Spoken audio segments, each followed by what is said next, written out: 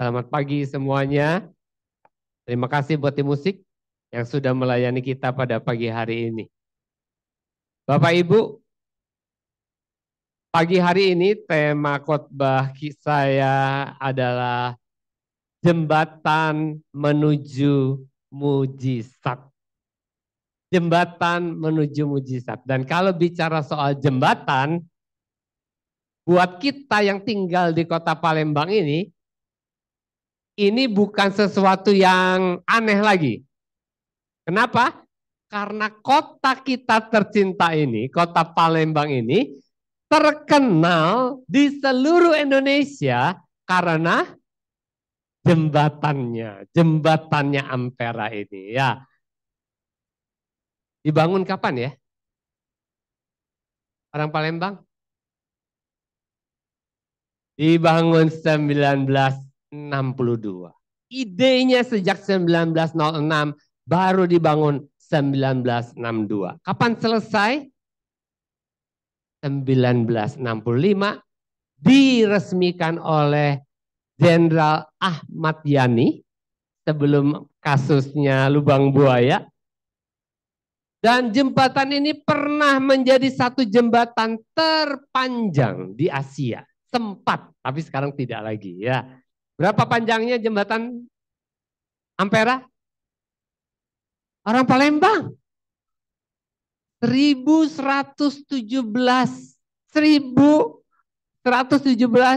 meter atau 1,17 kilometer. Lebarnya 22 meter. Beratnya 944 ton. Yang dari luar malah perhatian, yang di dalam nggak tahu ya. Ya. Dan jembatan ini dibangun, saudara, tujuannya apa? Tujuannya untuk menghubungkan dua daerah, yaitu Palembang Ilir dan Palembang Hulu. Oh, ya. Demikian juga kita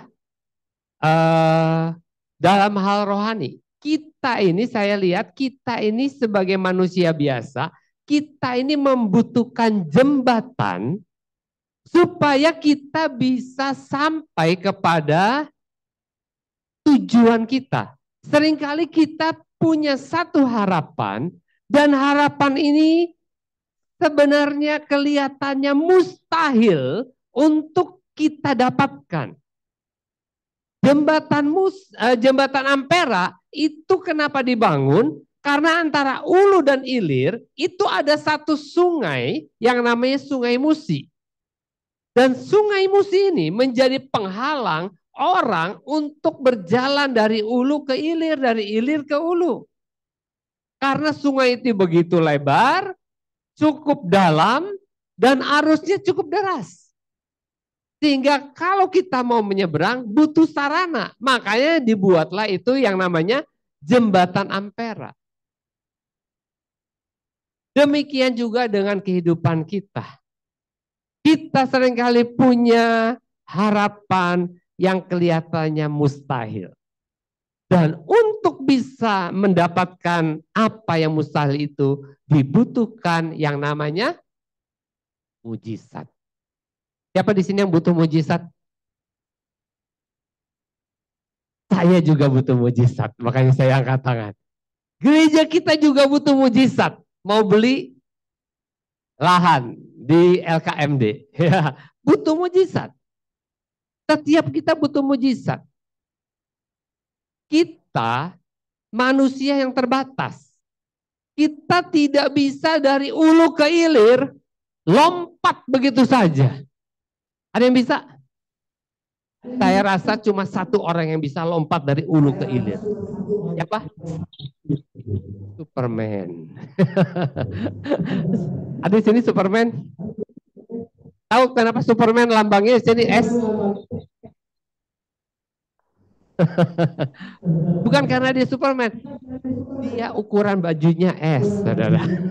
Saya XL, makanya saya nggak bisa lompat, nggak bisa pakai bajunya dia. Kenapa dia pakai celana selalu merah? Hah? Nggak tahu. Yang hitam dipakai sama Batman katanya. Iya, ya. Jadi nggak ada dengan orang dengan keterbatasannya, kita tidak bisa lompat ke sana. Orang biasa tidak sanggup angkat barang 500 kilo. Ya, walaupun Justin sering fitness suruh angkat 500 kilo, pasti dia nggak bisa. Ya. Kita ini manusia yang sangat terbatas, manusia jasmania, alamiah, dan semuanya terbatas.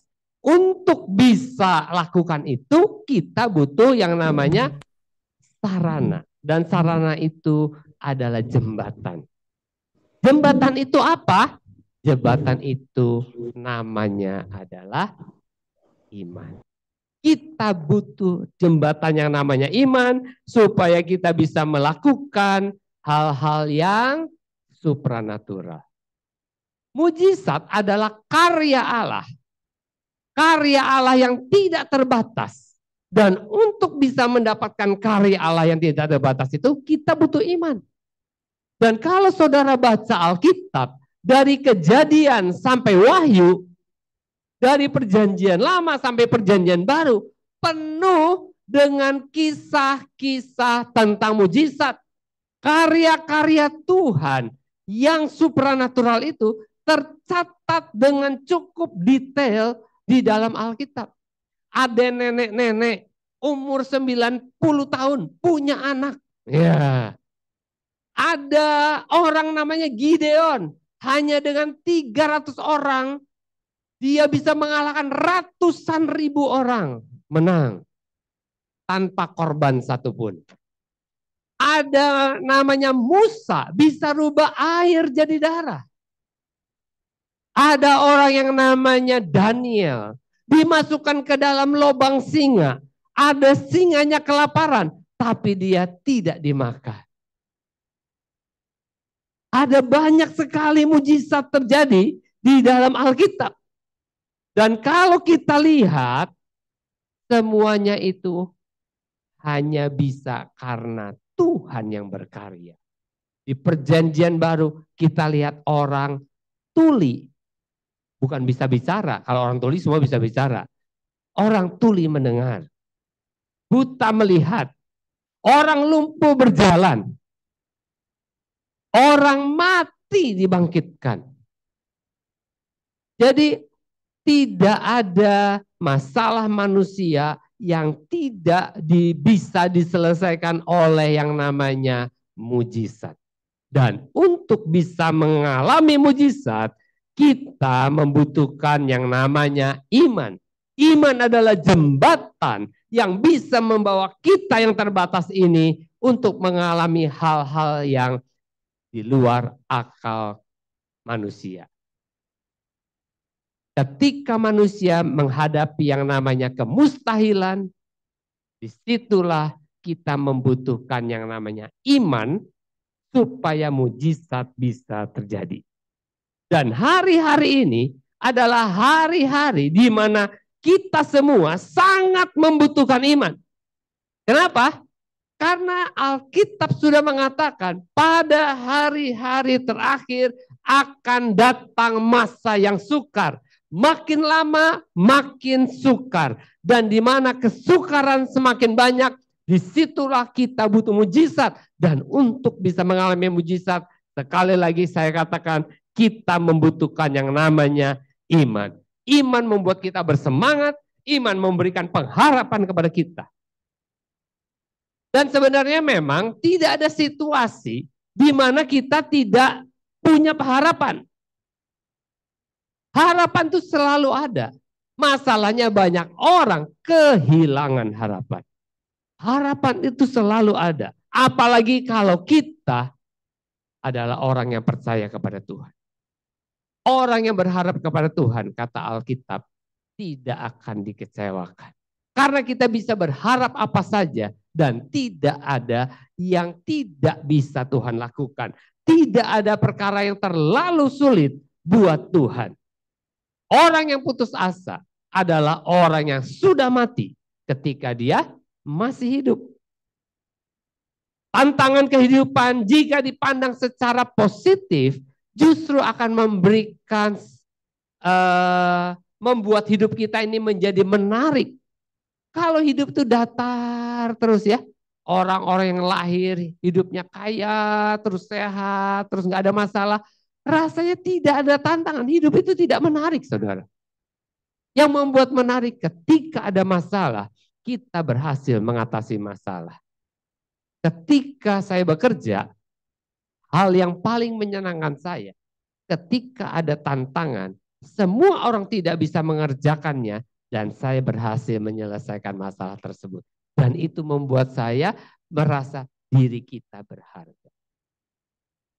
Tuhan kepingin setiap kita bukan hanya jadi pemenang, tetapi lebih dari pemenang.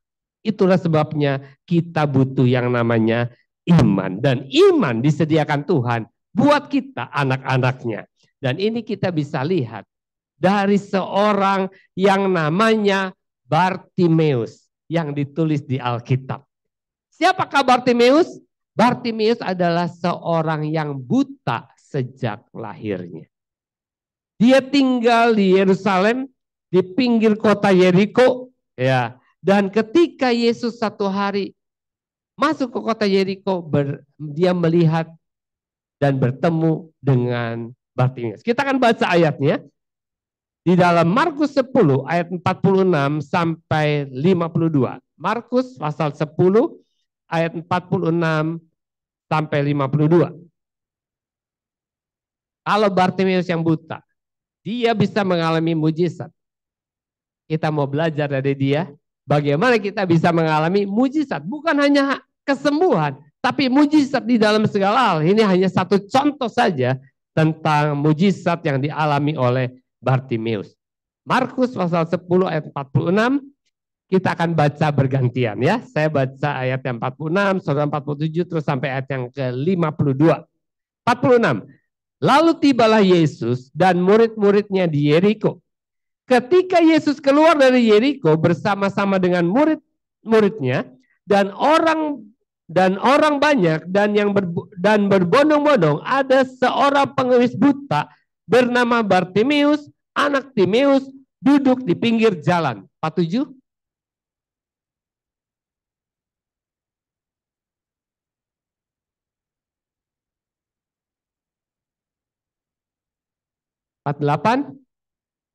Banyak orang menegurnya supaya ia diam.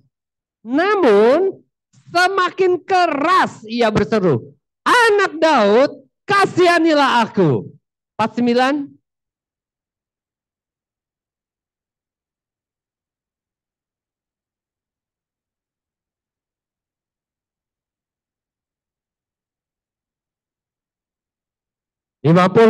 Lalu ia menanggalkan jubahnya, ia segera berdiri dan pergi mendapatkan Yesus. 51.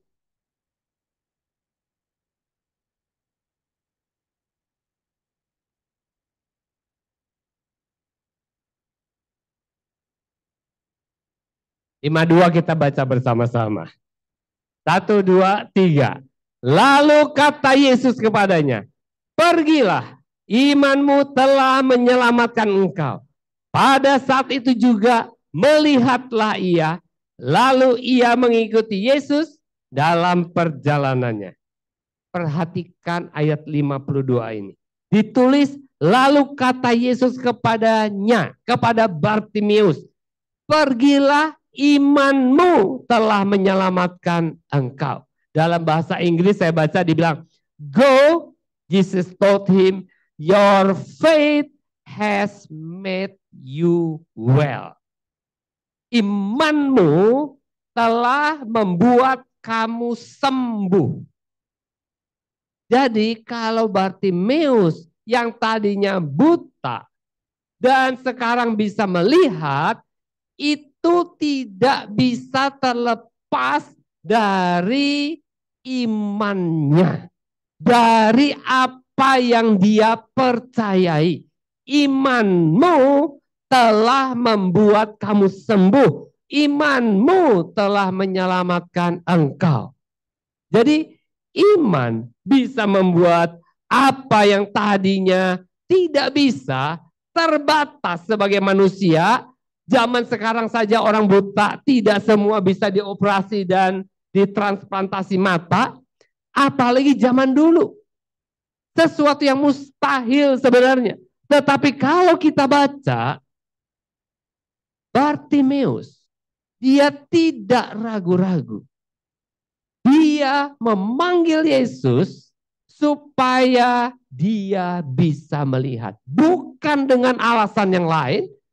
Dia percaya, dia beriman bahwa Yesus pasti bisa mengatasi keterbatasan semua orang. Keterbatasan dirinya. Itulah sebabnya ketika dia dengar Yesus lewat, dia tidak sia-siakan kesempatan itu. Berapa banyak di antara kita yang suka menyia-nyiakan kesempatan.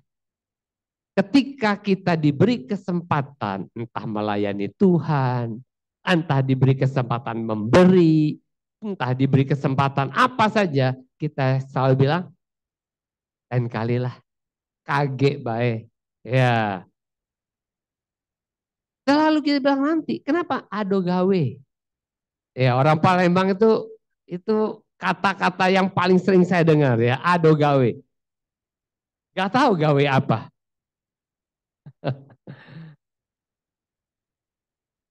Kita jangan lewatkan kesempatan, karena kesempatan belum tentu lewat 2 kali.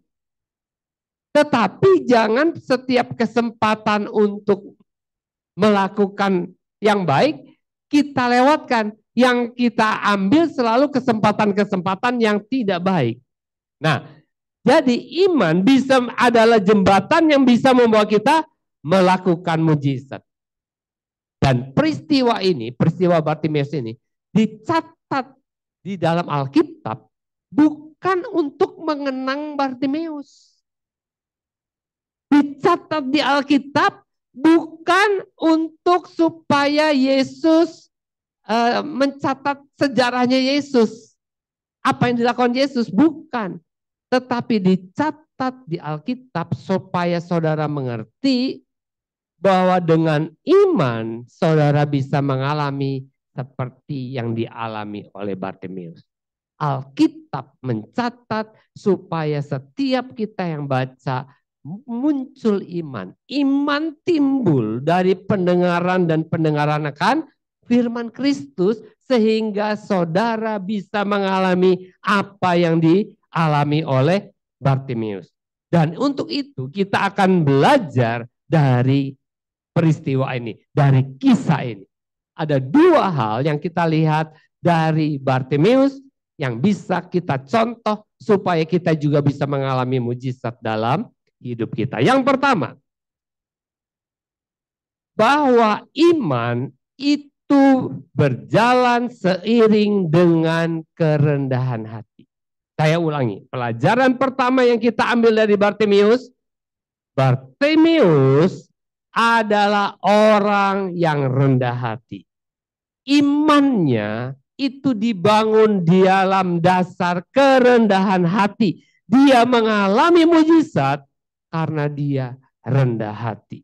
Inilah yang membedakan antara iman yang sejati dengan iman yang semu atau palsu. Iman yang rendah hati itu menyadari bahwa kita manusia membutuhkan belas kasihan Tuhan. Kita manusia tidak ada yang terlalu baik, terlalu hebat, terlalu suci, sehingga Tuhan membutuhkan kita. Justru kitalah yang membutuhkan belas kasihan Tuhan. Kita semua manusia berdosa yang sebenarnya layak untuk dihukum mati. Kemarin saya ngajar DK, saya jelaskan bahwa kita ini manusia berdosa. Dosanya kita ini banyak banget. Pertama, kita berbuat jahat, melanggar firman Tuhan. Kedua, kita ini tahu yang baik tapi tidak melakukannya. Alkitab bilang dosa. Ketiga, dosa itu adalah hidup tidak dengan iman. Segala sesuatu tanpa iman adalah dosa. Dan walaupun kita melakukan sesuatu tanpa sengaja, tanpa kita tahu, dan melanggar firman Tuhan, itu juga dosa. Jadi dosa kita kalau dihitung-hitung satu hari banyak sekali. Dan kita sudah hidup bertahun-tahun.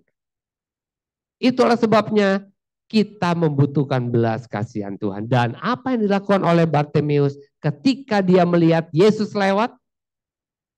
Ketika dia tahu Yesus lewat, dengan suara keras dia berkata, Yesus anak Daud, kasihanilah aku. Banyak kali ketika kita berdoa, kita seringkali merasa, Tuhan, Engkau harus menyembuhkan aku, Engkau harus menolong aku, Engkau harus memberkati aku. Sebab kalau tidak, aku tidak mau ke gereja lagi. Kalau tidak, aku tidak mau melayani lagi. Kalau tidak, aku tidak akan kasih persepuluhan lagi. Seakan-akan Tuhan membutuhkan kita. Dan itu iman yang keliru. Iman yang benar adalah iman yang menyadari bahwa kalau kita bisa hidup sampai hari ini, semuanya karena kebaikan dan kemurahan Tuhan. Dan karena kita ini manusia yang terbatas, kita membutuhkan Tuhan yang tidak terbatas atas dalam diri kita, dalam mengatasi masalah-masalah kita. Dan kalau kita menyadari keterbatasan kita dan menyadari ketidakterbatasan Tuhan, itu yang akan membangkitkan pengharapan dan iman dalam diri kita. Saya selalu menceritakan tentang kisah George Muller ketika saya ngajar DK. George Muller adalah seorang hamba Tuhan di Inggris. Dia tinggal di kota Crystal di Inggris, hidup pada tahun 1836. Dan dia sangat terkenal karena imannya, karena doanya. Dan dia sangat percaya bahwa hidupnya itu betul-betul tergantung dari Tuhan. Dia mengandalkan Tuhan dalam hidupnya. Dia punya panti asuhan. Dan dia tidak mau panti asuhannya itu tergantung dari donatur. Dia mau panti asuhannya itu bergantung sepenuhnya kepada Tuhan. Satu hari ketika pagi-pagi waktunya jam makan, dia punya 10.000 orang anak-anak di panti asuhannya. Satu hari ketika jam makan, ada laporan bahwa makanan kosong, habis. Dan kas panti asuhan juga sedang minim sekali. Ketika dia datang ke ruang makan, dia lihat semua anak-anak sedang duduk di depan piring yang kosong dan gelas yang kosong. Dan dia berkata kepada anak-anak, mari kita lihat apa yang akan Tuhan lakukan untuk memenuhi kebutuhan kita. Dan dia berdoa, Bapa yang baik, terima kasih karena kami percaya Tuhan sudah menyediakan makanan dan minuman buat kami pada pagi hari ini. Amin. Dan ketika dia bilang amin, bel berbunyi. Dan waktu bel berbunyi, dia suruh orang buka, ada seorang pemilik pabrik roti yang datang. Dan pemilik pabrik roti itu berkata, dia bilang gini, sepanjang malam saya tidak bisa tidur. Dan ketika saya sedang berdoa, tiba-tiba saya merasa, katanya, saya merasa bahwa Bapak panti asuhan ini membutuhkan roti. Jadi daripada saya nggak bisa tidur, saya buat roti. Dan saya bawa roti itu untuk anak-anak. George Muller bilang, puji Tuhan. Tuhan menjawab doanya. Dan dia terima roti itu. Belum selesai roti itu selesai dibawa, seorang tukang susu datang juga. Dan tukang susu ini bilang, Pak George Muller, saya mau kirim susu. Kenapa tiba-tiba kirim susu? Iya. Kendaraan saya mogok di depan panti asuhan Bapak. Dan untuk betulin perlu turunin semua susu. Dan saya merasa lebih baik susu ini dapat diturunin, dinaikin lagi nanti rusak, saya berikan kepada panti asuhan. Jadi dia berikan semua kepada panti asuhan dan dia bisa memperbaiki kendaraannya. Jadi imannya, kepercayaannya kepada Tuhan selalu tidak mengecewakan. Tuhan tidak pernah mengecewakan apa yang dipercayai oleh George Muller. Jadi kalau kita juga bergantung kepada Tuhan sama seperti George Muller, maka kita tidak akan mengalami yang namanya kekecewaan. Satu hari ada orang bertanya sama George Muller, apa rahasianya? Kenapa doa-doanya selalu dijawab? Kenapa imannya selalu bisa menghasilkan mujizat? George Muller bilang, itu karena saya sudah mati. Saya betul-betul mati. Mati terhadap diri saya sendiri, dia bilang.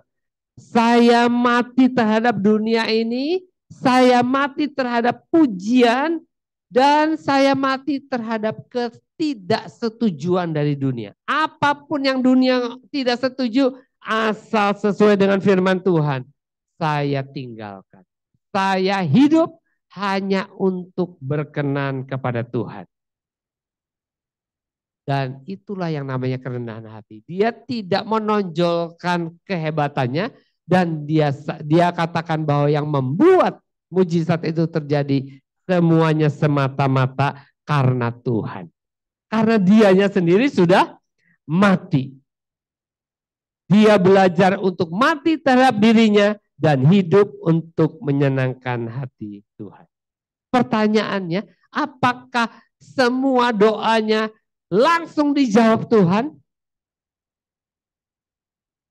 Ternyata doa-doanya tidak semua langsung dijawab Tuhan. Dia melayani itu 60 tahun, saudara.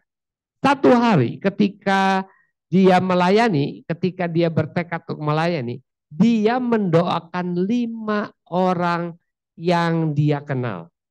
Tidak disebutkan siapa, 5 orang itu dia doakan. Dan ketika dia doakan 5 orang itu, tercatat di sana 2 orang langsung bertobat. Lalu yang 3 lagi setelah 5 tahun baru 1 orang bertobat. Masih ada 2 lagi. Dan waktu itu dia bilang sama Tuhan, Tuhan, 2 orang ini belum bertobat dan saya akan tetap berdoa supaya mereka bertobat. Dan saudara tahu berapa lama sesudah itu dia baru 2 orang yang bertobat? Setelah 52 tahun orang ini didoakan, baru orang ini bertobat. Dan itulah yang membuat George Muller disebut Man of Faith. Ada bukunya, George Muller, Man of Faith and Miracles. Karena ada banyak sekali mujizat yang terjadi di dalam pelayanan George Muller. Dia menampung 23.000 anak-anak dan dia menyekolahkan 10.000 anak-anak sampai menjadi sarjana. Tanpa donasi tetap, tanpa donatur tetap. Dan itu dilakukannya karena dia percaya Tuhan mencukupi setiap kebutuhannya. Demikian juga seperti Bartimeus ayat 46 ya, kalau kita baca di ayat 46, saat itu Yesus sedang diiringi orang banyak, sedang berjalan keluar dari kota Yeriko, dan di waktu yang bersamaan si pengemis yang namanya Bartimeus sedang duduk di pinggir jalan. Dan 47 bilang ketika Yesus lewat, Bartimeus bilang, Yesus anak Daud, kasihanilah aku. Kenapa Bartimeus berteriak memanggil Yesus? Dia berteriak karena dia percaya bahwa Yesus sanggup menyelesaikan masalahnya. Kalau kita punya masalah, kita harus datang kepada pribadi yang kita tahu pasti pasti sanggup dan mau menolong kita. Ada banyak orang yang sanggup tapi tidak mau. Ada banyak orang yang mau menolong kita tapi tidak sanggup. Tapi kalau kita datang kepada Tuhan, percayalah bahwa Tuhan bukan hanya sanggup, tapi Tuhan juga mau. Itulah sebabnya Bartimeus dia mengambil keputusan untuk bertekad untuk bisa suaranya didengar oleh Yesus, sehingga dia bukan hanya ngomong, Alkitab mencatat dia berteriak memanggil Yesus. Dan di dalam imannya itu dia menunjukkan kerendahan hati. Dia bilang, Yesus anak Daud, kasihanilah aku. Artinya dia sadar dia sebenarnya tidak layak. Dia membutuhkan belas kasihan Kristus. Dia tidak pantas. Dia butuh kemurahan Tuhan. Dan ini hal yang seringkali menjadi masalah kita orang-orang percaya. Kita merasa bahwa Tuhan harus menolong kita. Kita merasa seperti Tuhan tuh hutang sama kita. Sehingga kalau kita doa, kita sepertinya nagih utang. Kita memaksa Tuhan. Tapi tidak minta belas kasih Tuhan. Kita perlu belajar bahwa iman yang sejati adalah iman yang memohon belas kasih Tuhan. Iman yang rendah hati. Dan iman yang percaya bahwa Tuhan mau dan sanggup menolong kita. Dan yang kedua, ini yang penting. Iman yang kedua adalah iman itu berjalan seiring dengan kegigihan. Ketika Bartimeus percaya bahwa Tuhan sanggup dan mau, dia berteriak, dia sudah melangkah, tetapi ternyata tidak semua orang yang ada di sekelilingnya mendukungnya. Berapa banyak di antara kita yang percaya dan datang kepada Tuhan, berharap Tuhan menolong, tetapi ketika saudara datang, ada banyak orang yang mengecewakan saudara. Mungkin teman-teman di gereja, mungkin pendeta, gembala saudara, mengecewakan saudara. Itu dialami oleh Bartimeus. Dia berpikir orang-orang akan berbelas kasihan kepada dia, akan menyampaikan apa yang disampaikannya kepada Yesus. Tetapi justru Alkitab mencatat orang-orang itu semua, coba kita baca. Ayat 48 bisa ditampilkan. Banyak orang menegurnya supaya ia diam. Orang tidak suka. Ya. Kamu cuma pengemis. Ya, siapa kamu? Aku lebih penting, urusanku lebih penting. Kamu udah pengemis, dari dulu udah buta. Ya sudah, terima nasib. Ya. Tetapi Bartimeus, dia menguatkan hatinya. Dia tidak terpengaruh oleh orang-orang yang berusaha melemahkan iman. Berapa banyak dari kita sedikit saja tersinggung, kita langsung mundur. Banyak orang saya temui ketika mereka punya masalah dengan orang yang dimusuhin Tuhan. Enggak gereja-gerejaan lagi. Enggak Tuhan-Tuhanan lagi. Enggak Kristen-Kristenan lagi. Apalagi melayani. Berapa banyak? Iman yang menghasilkan mujizat itu selalu dihalang-halangi oleh iblis.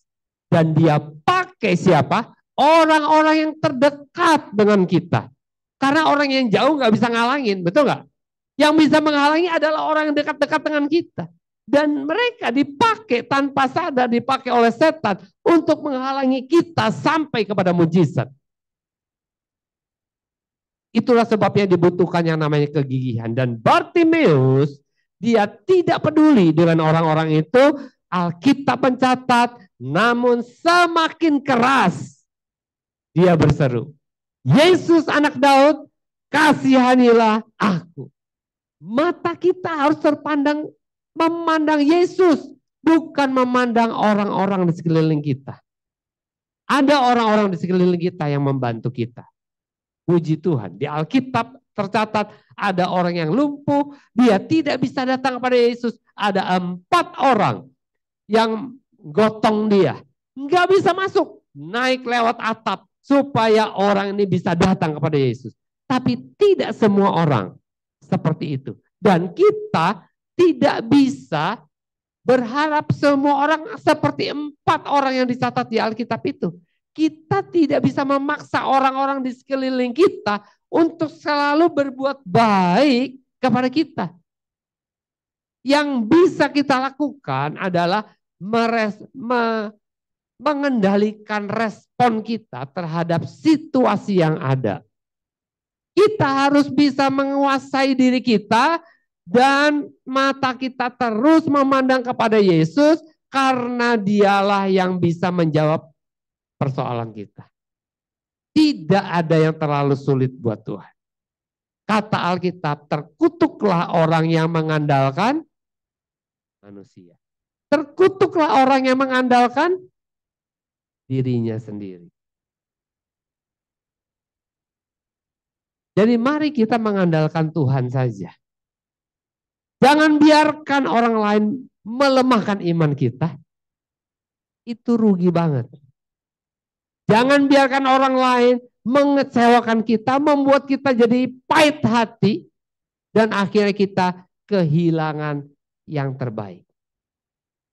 Satu hari Yosua ada di tepi sungai Yordan.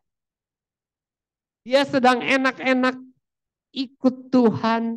Ya, ada Musa, ada Tuhan. Dia lihat Tuhan itu maha kuasa. Dia mengikuti perjalanan bangsa Israel dari tanah Mesir ke tepi sungai Yordan. Dia lihat bagaimana kuasa Tuhan yang luar biasa. Dan yang kedua, dia ikut Musa. Dan dia lihat bagaimana Musa itu begitu orang yang pemimpin yang lemah lembut. Jadi dia bergantung satu sama Tuhan, satu sama Musa. Dua-duanya dia andalkan dan dia tenang karena perang selalu menang. Ada masalah kurang air, selalu ada air. Kurang daging, ada daging. Setiap hari ada mana. Kurang enak apa? Dia tenang. Tapi ingat, kondisi, situasi tidak selalu sama. Bisa berubah tiba-tiba. Ketika mereka sudah hampir sampai di Kanaan, hampir sampai di tanah perjanjian, tiba-tiba Yosua dipanggil. Dipanggil dan di depan seluruh bangsa Israel, Musa menumpangkan tangan atas Yosua dan mengurapi dia untuk jadi pemimpin, untuk memimpin bangsa Israel masuk ke tanah Kanaan, tanah perjanjian, dan Musa bilang, aku sendiri tidak akan masuk ke sana. Dia kaget. Dia yang tadinya berharap kepada Musa, tiba-tiba Musa bilang dia tidak masuk. Dan tidak ada cukup banyak waktu, Musa dipanggil Tuhan. Meninggal. Dan dia harus memimpin bangsa Israel. Bisa dibayangkan? Kondisinya, dia yang bukan siapa-siapa, bukan apa-apa, tiba-tiba menghadapi masalah yang besar. Kalau saudara baca di Yosua 3 ayat 15, waktu itu sungai Yordan sedang meluap dan dia harus menyeberang ke sana. Ada masalah besar, ada tanggung jawab besar yang harus diemban. Padahal dia merasa dia bukan siapa-siapa. Dan kalau kita baca di sana, Tuhan sampai perlu ngomong 3 kali lewat Musa supaya ngomong sama Yosua, kuatkan dan teguhkan hatinya. Musa, kamu kuatkan dan teguhkan hatinya. 3 kali. Dan ketika Musa sudah mati, Tuhan sendiri ngomong 3 kali sama Yosua. Kuatkan dan teguhkan hati. Artinya Tuhan itu bicara, kalau Tuhan bicara sama saudara, Tuhan bicara juga lewat hamba Tuhan kepada saudara. Itu sama. Apa yang dikatakan Musa kepada Yosua dan Tuhan ngomong sama Yosua persis sama. Dan yang kedua, kita tahu bahwa Tuhan tahu isi hati Yosua. Yosua betul-betul takut dan ragu-ragu, takut dan bimbang. Makanya pesannya sama, kuatkan hatimu dan teguhkan hatimu. Ada masalah besar yang dihadapi. Tetapi Yosua, dia taat. Kenapa dia taat? Sama seperti Bartimeus. Dia tidak punya pilihan. Karena dia bukan pemimpin. Dia bujangnya Musa. Dia bukan ahli strategi. Karena dia bukan ahli strategi, Tuhan bilang apa saja, nurut aja. Nurut aja, karena dia tidak punya ide bagaimana caranya bisa ke seberang. Ada masalah besar di hadapannya. Tapi ingat, di belakang Sungai Yordan ada tanah perjanjian. Kalau saudara mengalami masalah, problem, ingat, kalau saudara bisa menang, ada tanah perjanjian. Ada janji Tuhan di sana yang akan saudara nikmati. Kuatkan dan teguhkan hatimu. Harus gigih. Sama seperti Bartimeus, dia tidak peduli. Yang dia tunggu adalah responnya Tuhan. Kita perlu sabar menantikan jawaban Tuhan. Tuhan bilang di Matius bahwa Tuhan itu jangankan manusia, burung-burung saja dia pelihara. Tetapi walaupun burung dipelihara, bukan burung itu diam di sarang tunggu mana ya makanan dari Tuhan. Enggak. Burung-burung tetap pergi mencari makanan. Dan Tuhan memberikan burung-burung makanan sehingga tidak ada burung yang mati karena kelaparan. Demikian juga dengan Bartimeus. Dia tunggu responnya Tuhan sambil terus berteriak. Mungkin beberapa orang pukul dia, kita nggak tahu. Tendang, diam. Ya mungkin. Tapi dia tetap berteriak. Dan apa yang terjadi? Tuhan tertarik dengan orang yang punya iman yang gigih. Tuhan tertarik kepada Yosua yang tetap percaya walaupun tidak bisa apa-apa. Dan akhirnya Tuhan bilang, panggil dia. Waktu Tuhan bilang, panggil Bartimeus. Apa yang dilakukan sama Bartimeus? Coba kita lihat ayat yang ke-49. Bisa ditampilkan ayat 49.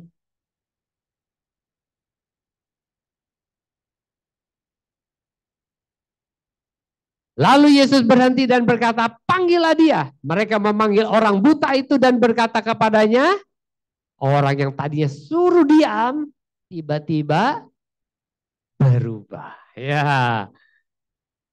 Jadi artinya apa saudara?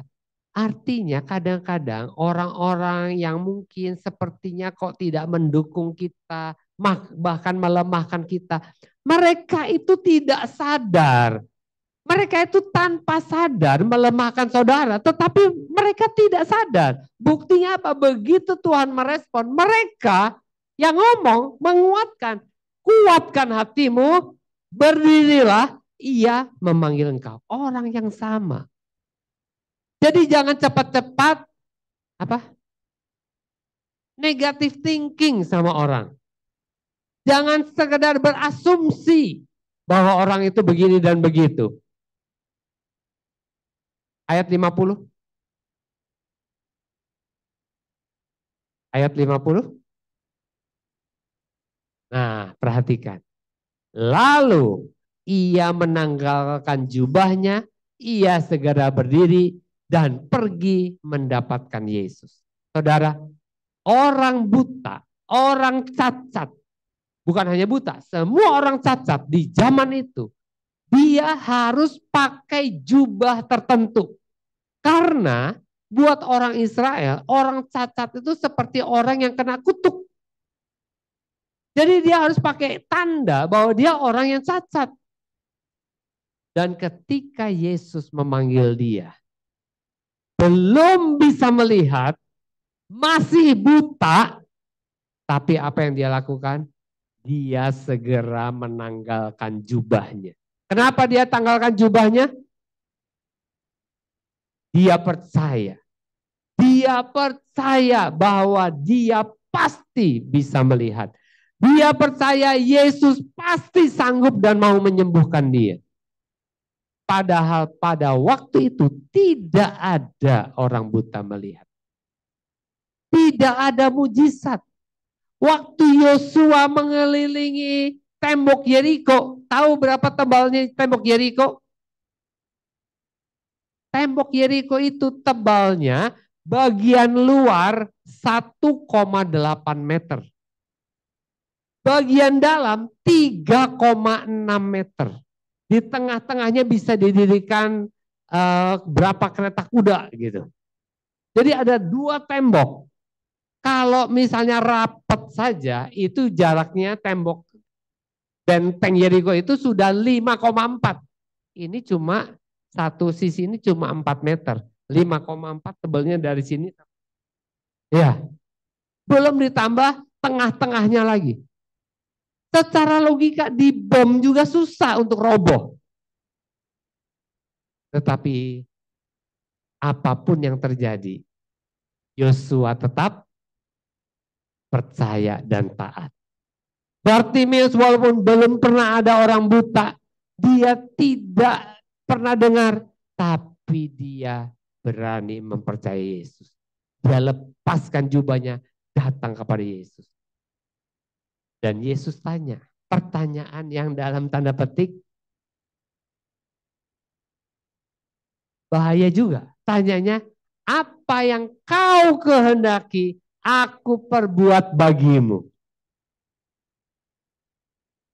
Apa yang kau kehendaki supaya aku perbuat bagimu? Ada banyak orang datang kepada Tuhan, tapi dia tidak tahu apa yang dia butuhkan. Bartimeus bisa saja bilang, Tuhan, supaya seumur hidupku aku tidak akan pernah kelaparan, tidak perlu minta-minta di pinggir jalan.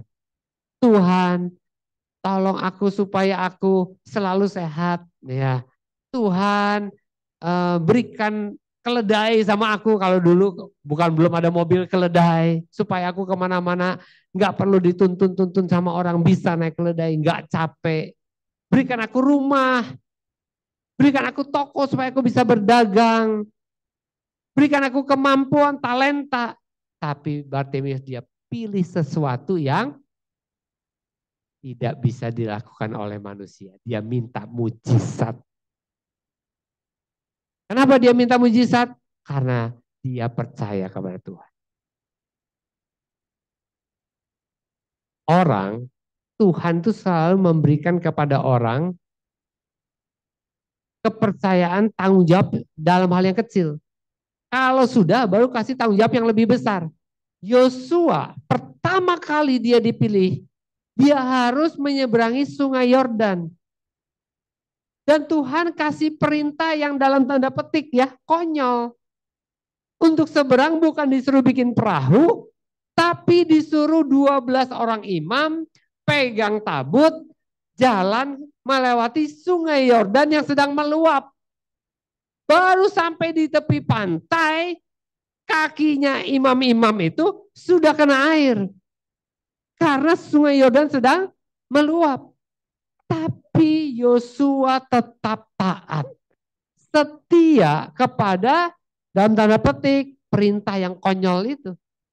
Dan ketika dia imam-imam menginjakkan kakinya ke air, seketika itu juga sungai Yordan berhenti. Kata Alkitab, tersibak. tersibak itu berhenti. Satu jadi jalan ke sana, satu jalan ke sana.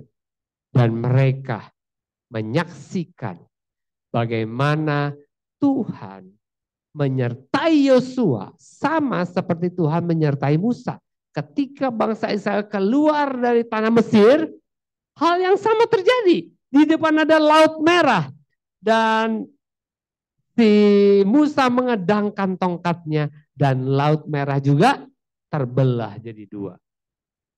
Tuhan menunjukkan kepada Yosua, kepada seluruh bangsa Israel maksud saya, bahwa sama seperti aku menyertai Musa, demikian aku menyertai Yosua. Dan kalau saudara juga taat, orang akan melihat sama seperti Tuhan menyertai Musa, demikian juga Tuhan menyertai Yosua, demikian juga Tuhan menyertai Koaming. Sama seperti Tuhan menyertai Yosua, demikian juga Tuhan menyertai Nova. Untuk itu dibutuhkan ketaatan. Dan ketika Yosua sudah taat, diberikan tanggung jawab yang lebih besar. Tadinya hanya nyebrang sungai, sekarang merobohkan tembok. Disuruh perintah yang lebih konyol lagi. Bukannya perang, kelilingin tembok Yeriko. Dengan nyanyi-nyanyi, dengan pertama diam 7 hari, 6 hari kelilingin 1 kali. Sampai seluruh bangsa Kanaan bingung. Ini mau perang atau mau karnaval. Ya, dan hari ke-7 mereka keliling 7 kali.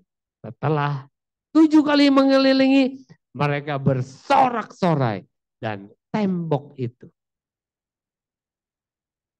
yang dibom juga nggak hancur, ya ternyata roboh semuanya. Sehingga bangsa Israel bisa menyerbu masuk ke dalam. Dan bangsa Kanaan sudah terlanjur takut duluan melihat kedahsyatan Tuhan. Demikian juga dengan Bartimeus. Ketika dia ditanya, dia kasih jawaban yang tepat. Dia tidak pilih yang lain-lain. Dia bisa minta apa saja. Dia bilang, Rabuni supaya aku dapat melihat. Dan kata Tuhan, pergilah. Your faith has made you well. Imanmu telah membuat kamu sembuh. Dan ketika itu juga matanya telik dan melihat. Saudara, mari kita kuatkan iman kita. Pada masa-masa yang sulit ini. Menghadapi penyakit kita. Menghadapi keuangan ekonomi kita. Menghadapi hubungan-hubungan yang sulit mungkin dengan pasangan, dengan orang tua, dengan anak. Menghadapi masalah dengan pekerjaan kita. Dengan atasan, dengan kolega kita. Masih ada Tuhan yang mau dan sanggup menolong kita. Jangan biarkan orang lain melemahkan iman saudara. Kuatkan iman kita. Percayalah apa yang ditulis di Alkitab itu juga berlaku buat saudara. Tuhan menuliskan semua kisah-kisah ini supaya saudara tidak ragu-ragu mempercayai dia. Dari sejak perjanjian lama sampai hari ini, dia tidak pernah berubah. Ibrani 13 ayat 8 bilang, Yesus Kristus tidak pernah berubah dahulu, sekarang, sampai selama-lamanya. Kalau dulu dia melakukan mujizat, hari ini mujizat masih berlangsung. Memang ada gereja-gereja, ada hamba-hamba Tuhan besar yang seringkali mengatakan hal yang sebaliknya. Yang justru mengatakan orang yang percaya itu sesat. Tapi saya mau bilang sama saudara, percayanya jangan sama hamba Tuhan. Percayalah sama Alkitab. Saudara tidak percaya sama saya, tidak apa-apa. Percaya sama Alkitab, maka saudara akan dapatkan apa yang Alkitab katakan. Tuhan tidak pernah berdusta. Dia tidak bisa berdusta. Iblis itu bapak pendusta. Jangan pernah percaya sama dengan dia. Jangan pernah percaya sama dunia. Jangan mempercayakan masa depan saudara kepada dunia ini. Percayakan masa depan saudara kepada Tuhan saja. Maka semua yang saudara pikir tidak mungkin akan terjadi dalam hidup saudara. Amin. Mari kita datang kepada Tuhan.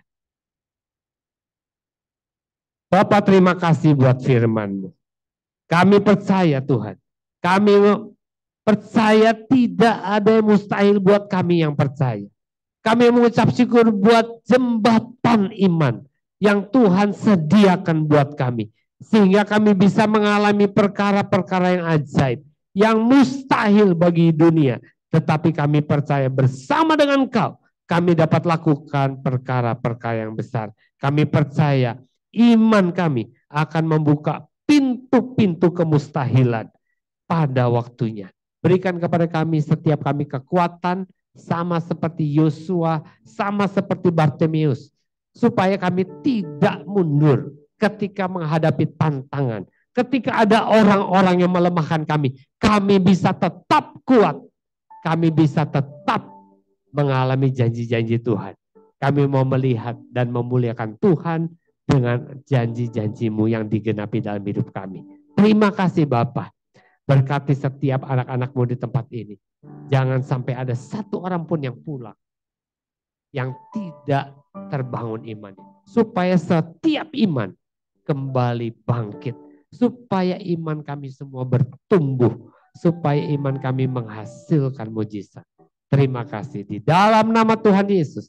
Kami berdoa dan mengucap syukur. Haleluya. Amin. Tuhan memberkati kita semua. Terima kasih buat firman Tuhan.